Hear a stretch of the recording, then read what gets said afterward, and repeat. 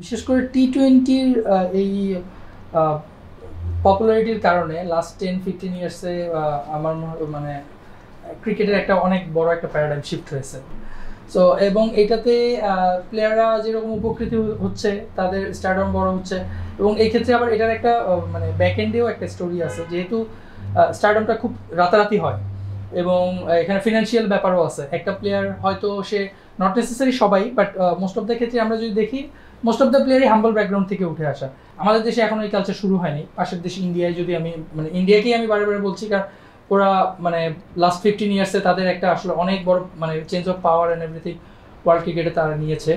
So আমাদের দেশে আপনার কি মনে হয় এই জিনিসটা আপনি কিভাবে দেখেন, বা এটার মানে অপরচুনিটি, মানে আপনি এটাকে কিভাবে দেখেন, আপনার honest opinion, positively or negatively what ever? না, এটা তো অবশ্যই একটা প্রতিবন্ধকতা। একজন খেলোয়াড় একটা একটা বেশিরভাগই যেটা বলি যে হাম্বল একটা ইয়ে থেকে আসে, এবং যখন তারা সোশ্যাল, ফিনান্সিয়াল এইসব দিক থেকে আস্তে আস্তে নেম ফেম এগুলি হয়, তো এগুলি একটা চ্যালেঞ্জ। তো ওরা কীভাবে এটা হ্যান্ডেল করবে। Now you have mention the word culture. কালচারটাই হলো এখানে ইম্পর্টেন্ট জিনিস। কালচারটাই মানুষকে ধরে রাখে। সো একটা কালচার কী করে, একটা কালচার একটা মানুষের কাছে কত টাকা আছে বা কত দামি গাড়ি আছে এটা দিয়ে তাকে তাকে তাকে জাজ করে না। কিন্তু একটা কালচার জাজ করে একটা মানুষ কতটা শিক্ষিত, একটা মানুষ কত সুন্দর করে একটা কবিতা লিখলো, হ্যাঁ, তার লেখাটা কত ভালো হলো, তার তার ফাইন্ডিংসটা কত ভালো হলো, সে কত ভালো পারফর্ম করলো, কয়টা সেঞ্চুরি করলো, ঠিক আছে না। ক্রিকেটের কথা যদি আমি বলি, পারফরমেন্স দিয়ে তাকে মূল্যায়ন করবে। সে দেখবে না কত দামি সানগ্লাস পরে আসছে ইত্যাদি। বাট আমরা ওই জিনিসটা থেকে কিছুটা বিচ্যুত হয়ে যাই। আমরা কিন্তু মূল্যায়ন করি ওইভাবেই। আমরা দেখি যে দারুণ ক্রিকেটার, কিন্তু দেখছি গাড়িটা দেখছিস। সো আমাদের দৃষ্টিভঙ্গিটা অন্যরকম। এই জিনিসটা বদলানো দরকার। নর্মসগুলি বদলানো দরকার। একজন খেলোয়াড় তাকে আমরা চিনব তার পারফরমেন্সের মধ্যে দিয়ে, তাই না। সেই কতটা ভালো করতে পারলো ন্যাশনাল টিমের জন্য বা তার টিমের জন্য, সেটার দিয়ে মূল্যায়ন যখন হবে, তখন ওই জিনিসগুলি থাকবে না। সেও জানবে কালকে যদি আমি ভালো না খেলি, আমার এই প্যালেস বলি আর আমার এই মার্সিডিজ বেঞ্জ বা BMW, এটা কোনো কাজে আসবে না। কিন্তু পেপার উঠবে যে হি পারফর্ম ভেরি পোরলি এবং ওর জন্য টিমটা হেরে গেছে।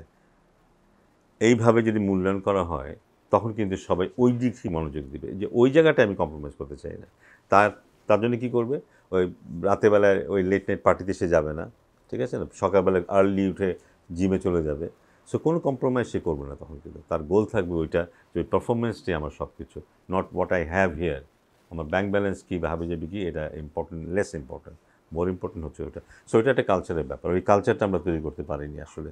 That's very important. আমরা আমরা ইন্ডিয়াতে যদি যাই, ওরা ওরা 2-4 কোটি টাকা এমনি দিয়ে দিবে একটা সেঞ্চুরি করার জন্য। আজকে যদি আমি একটা সেঞ্চুরি করতে পারি, যদি 10 কোটি টাকা আমার কম আসে, অসুবিধা নেই, আমার সেঞ্চুরিটা বেশি দরকার। সো ওই অনার বোর্ডে আমার নামটা লিখতে চাই আমি, না, ওই পেপারে আমার নামটা উঠবে, ওই বই আমার নামটা আসবে, বা ওইখানে আমাকে নিয়ে আলোচনা করা হবে। ওই মোটিভেশনটা দরকার, না। ওইটাই সবচেয়ে বড় ড্রাইভ। এই কালচারটা খুব বড় একটা ড্রাইভ যে কোনো স্পোর্টসম্যানের জন্য।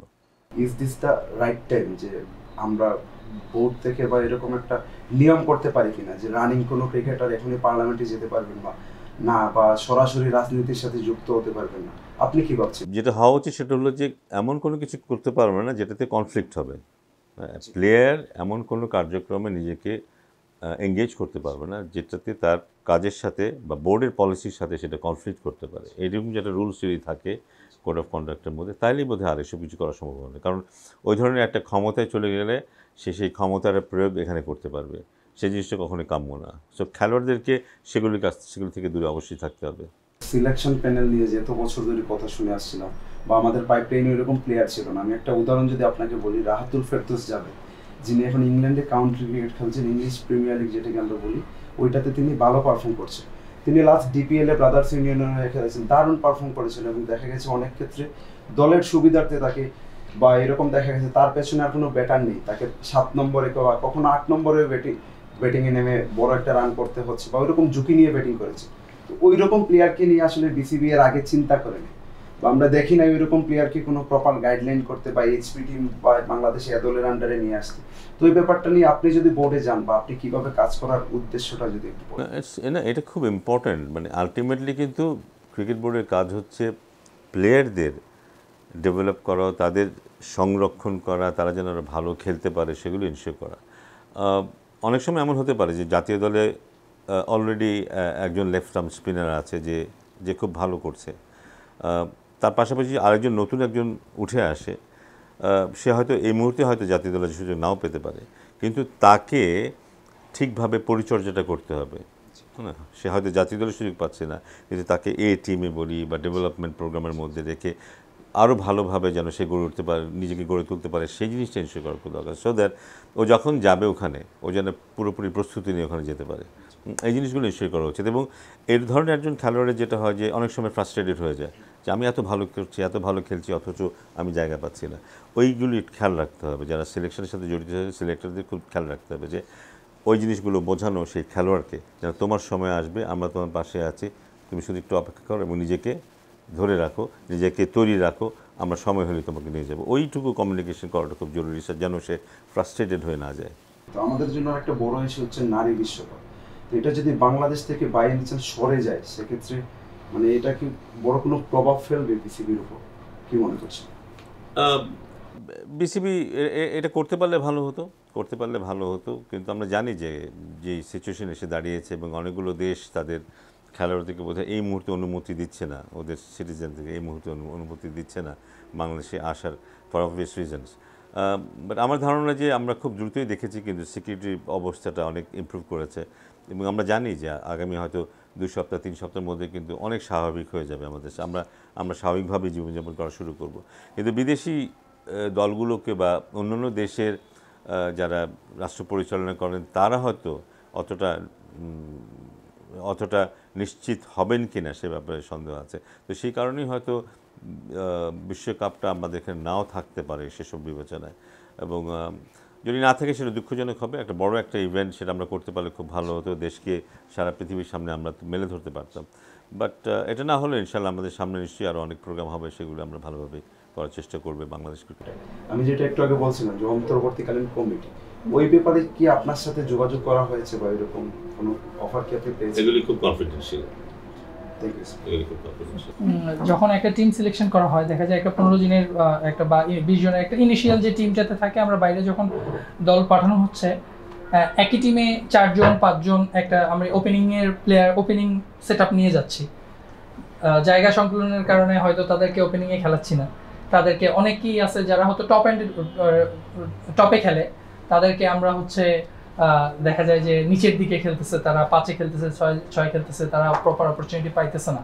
সো পরবর্তীতে গিয়ে এটা তাদের রান স্কোরিং থেকে শুরু করে ক্যারিয়ার এন্ড এভরিথিং পুরোটাই মানে একটা ইফেক্ট তৈরি হয়। এটা আপনার কাছে কি মনে হয় যে সিলেকশন বডিতে যারা ছিলেন, এটা আসলে আমাদের মানে প্রবলেমগুলো কোথায় বা কোন জায়গা থেকে স্টার্ট, বা আমাদের কি দূরদর্শিতার অভাব আছে?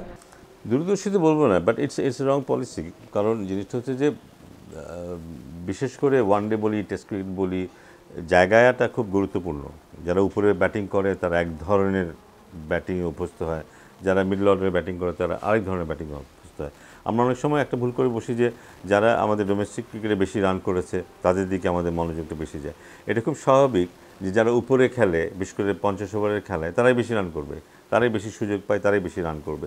একজন 5 নম্বর বা 6 নম্বরের ব্যাটসম্যান হয়তো অনেক ইনিংস খেলারই সুযোগ পাবে না বা অনেক কম বল পাবে, তারা অনেক কম রান করবে, এটি স্বাভাবিক।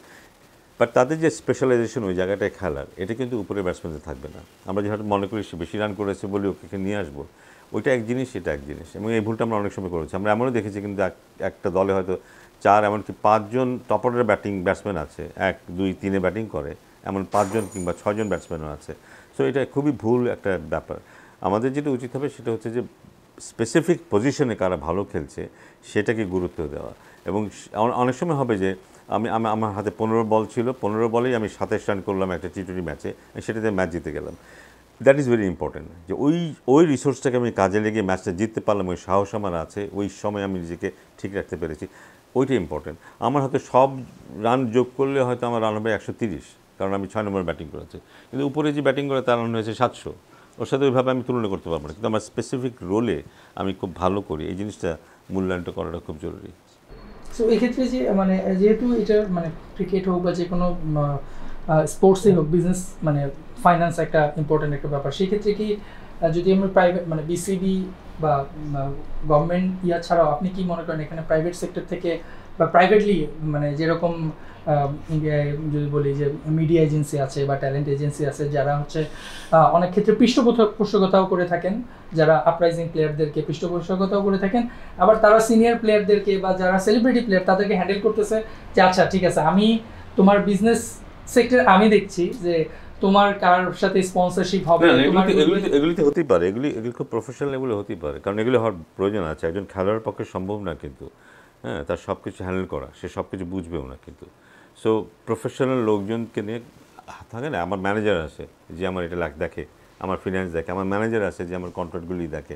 সো আমার এরকম অনেকজন লোকজন থাকতে পারে যে আমাকে টেক কেয়ার করে, হ্যাঁ, আমার সাথে আলাপ করে। বাট সেগুলির মধ্যে একটা নিয়মতান্ত্রিক একটা নিয়ম থাকতে হবে, থাকতে হবে, এবং সেটার মধ্যে দিয়েই তাদের কাজ করতে হবে। বাট ডেফিনেটলি এগুলি করলে একটা প্রফেশনালিজম আসে, প্লেয়াররা ফ্রি অফ থাকে যে আমাকে ওইসব নিয়ে ভাবতে হচ্ছে না।